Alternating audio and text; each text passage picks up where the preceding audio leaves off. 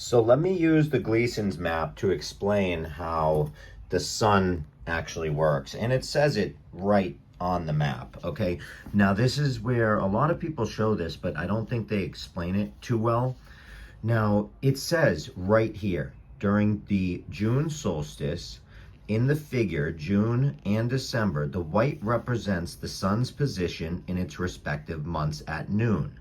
So the white, you see the sun? That's the sun right there. Okay, that little target. All right, here, let me show you, just in case. See that right there? Now, this is the June solstice. The sun is on that track.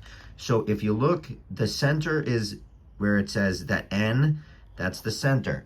That would be the center right there, okay?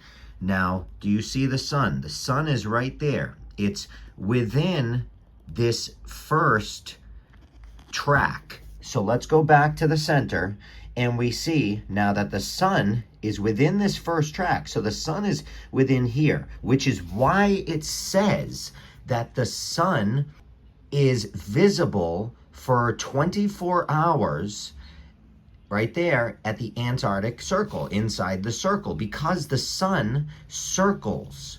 And its circle, this is the amount, this is the light, basically, that sun is producing. So as it circles, that light shifts around, okay? Now, when we go into our December solstice, you can see that now the sun, there's your sun, it's no longer within this first track. It's no longer right here. It's actually moved further out.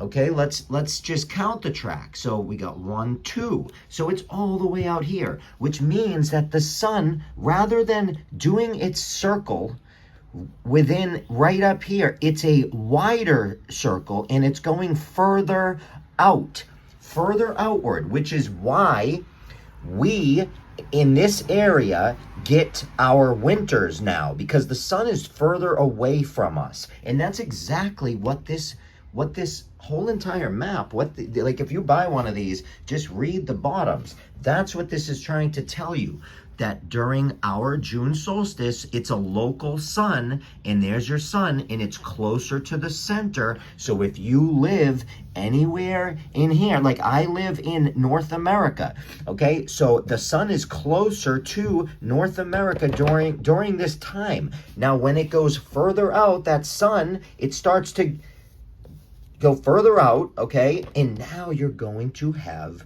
summer out here and winter in there, which is exactly what happens. And that's what this is saying. That's how it works. The sun circles. It's local, and it just circles just like that. And that explains light and day and time zones and all of it.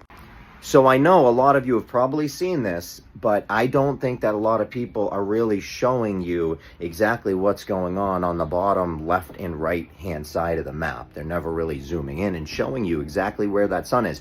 So we have a local sun.